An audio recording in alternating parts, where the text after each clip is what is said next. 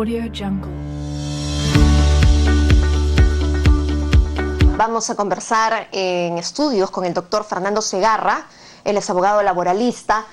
Y hay un tema muy importante que está dentro de toda esta corriente lamentablemente machista que todavía impera en nuestra sociedad, y es la diferencia salarial que hay entre hombres y mujeres, que a veces, conversábamos con el doctor, no es visible, pero existe en nuestra sociedad. ¿Cómo está, doctor? Buenas tardes, bienvenido a Noticias. Muy buenas tardes, Marian. Conversábamos precisamente de que a veces no es notoria, no es tan visible. Efectivamente, ¿no? Si bien es cierto, aparentemente las relaciones laborales se manejan dentro de un marco de igualdad, en la práctica y según el Instituto Nacional de Estadística hay una brecha diferenciada de 29% entre hombres y mujeres, lo cual quiere decir de que efectivamente hay una distancia equitativa entre lo que debe ganar un hombre y una mujer en términos remunerativos por puesto de trabajo. Y esto se debe a que para el empleador la mujer es menos productiva que el hombre, la mujer genera más problemas, digamos, por ser la encargada del hogar, porque tiene que, porque sale embarazada o ese tipo de situaciones. ¿Por eso? En realidad hay varios escenarios. Uno de ellos, muchas veces hay desconocimiento del nivel de competitividad que tiene una mujer. En el tiempo y la historia ha demostrado que la mujer es altamente competitiva, incluso biológicamente le lleva una ventaja al hombre de 3 años desde que comienza su desarrollo y crecimiento. Y a nivel de competencias laborales demuestra ser una persona muy ágil y muy competitiva.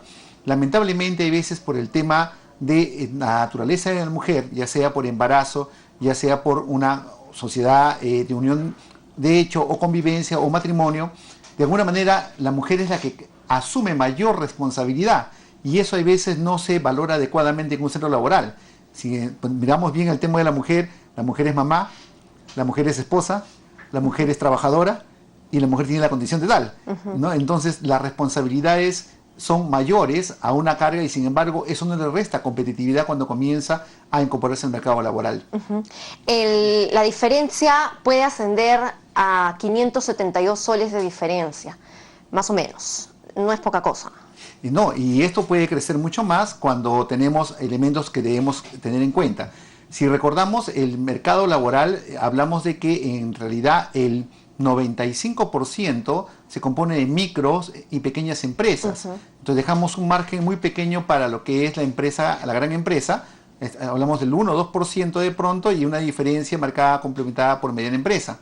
Entonces, la brecha salarial en micros y pequeñas empresas podría ser grande si es que no hay una adecuada educación del empleador. Y eso es lo que ocurre muchas veces. El empleador no se educa porque lamentablemente no tiene el conocimiento necesario, pasó de emprendedor a empresario o de comerciante a empresario y de pronto se acostumbra a tener ciertos patrones culturales que no son los más adecuados, ¿no? Como decíamos al comenzar esta conversación, no olvidemos que vivimos en una sociedad machista, entonces donde el gerente cree que el trabajo es la extensión de su casa, no hacia su trabajo y comienza a disponer de una discriminación salarial sin pretenderlo muchas veces o hay veces con conocimiento de causa, ¿no? Entonces podríamos decir que la mayor, brecha diferencial se da en el sector pyme y en el sector informal.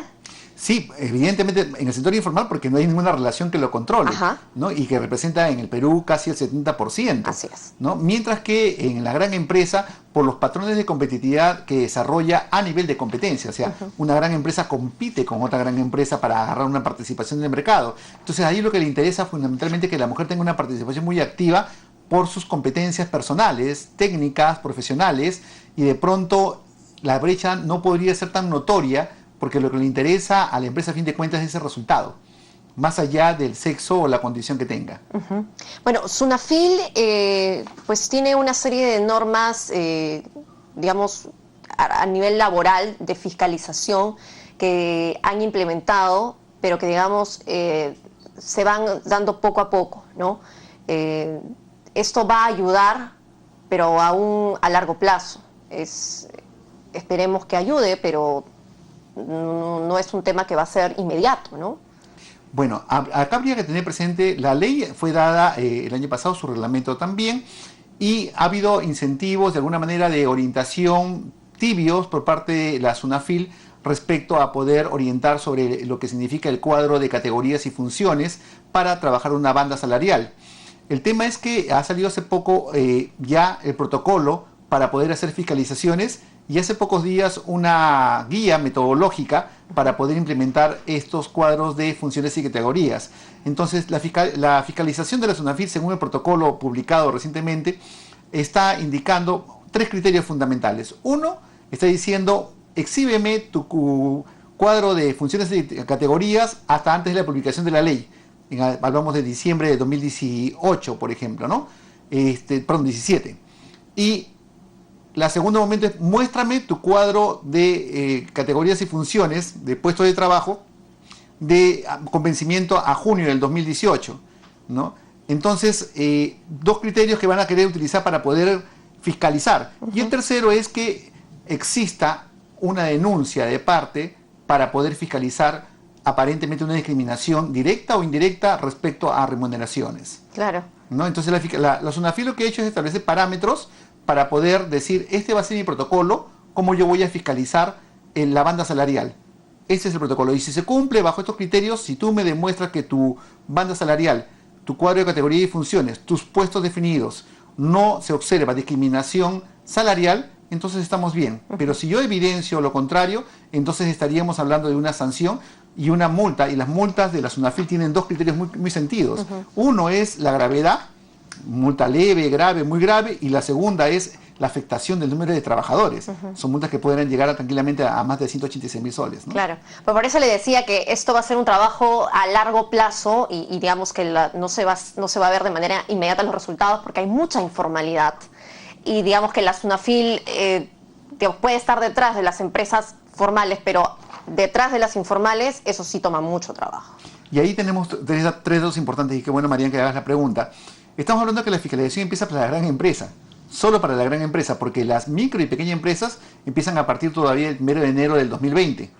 Y en tercer lugar, no hay ningún protocolo ni ninguna política de SUNAFIL de qué cosa se va a hacer con la informalidad, a fin de cuentas, que representa el 70% de la población económicamente activa. Y ahí es donde está el más grande problema. Exacto. Entonces estamos prácticamente queriendo fiscalizar al pequeño grupo que cumple con todas sus obligaciones tributarias y obligaciones laborales porque es el ente más fiscalizado, contra el grueso de la informalidad que simple y llanamente sigue elaborando bajo reglas propias de la realidad que ellos construyen, ¿no?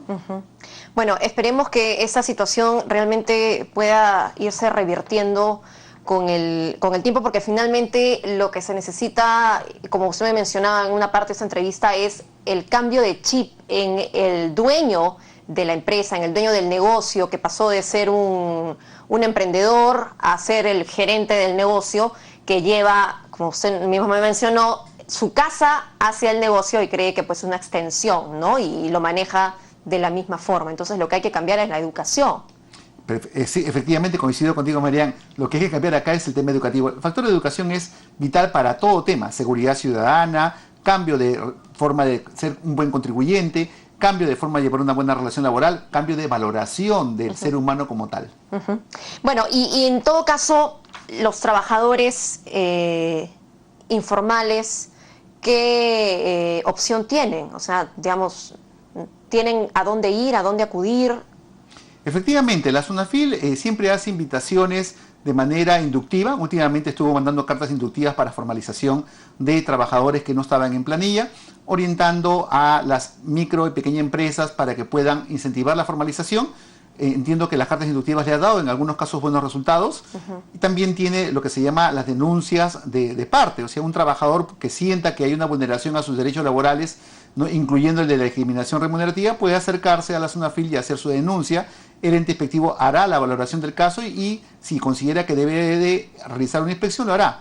Y en todos sus momentos, siempre, lamentablemente, lo que estamos buscando es que el Perú pase de ser un país reactivo a un país preventivo, ¿no? Claro, por supuesto. Le agradezco mucho, doctor Fernando Segarra, que esté aquí en Canal N para abordar esta realidad que al parecer va a ser muy difícil de poder desaparecerla por completo, pero hay que trabajar paso a paso.